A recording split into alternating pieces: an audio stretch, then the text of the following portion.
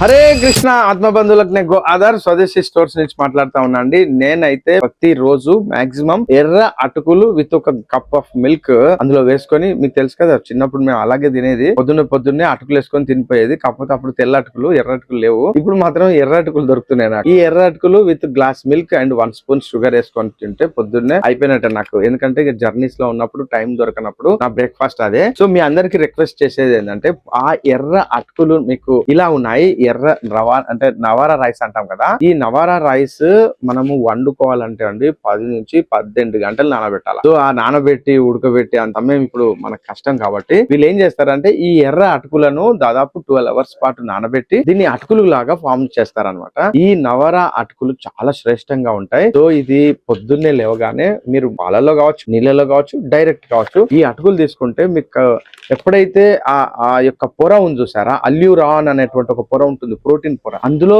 మనకు కావాల్సినటువంటి ఫోలియేట్స్ అంటే ఫోలిక్ యాసిడ్స్ చాలా బాగా అందుతాయి. So vitamin B complex, iron and ఇంకా చెప్పాలంటే జాంథోసైనిన్స్ అంటారు, కలర్ ఏజింగ్స్. ఎవరికైతే వెంట్రుకలు తెల్లబడుతున్నాయి వాళ్లకు ఇది చాలా బాగా పనిచేస్తుంది అనమాట. సో ట్రై చేయండి. ఇది గో ఆధార్ స్వదేశీ స్టోర్స్ లో మాత్రమే ఉంది. ఇది వసుంధర ఫుడ్స్ వాళ్ళది. హరే కృష్ణ.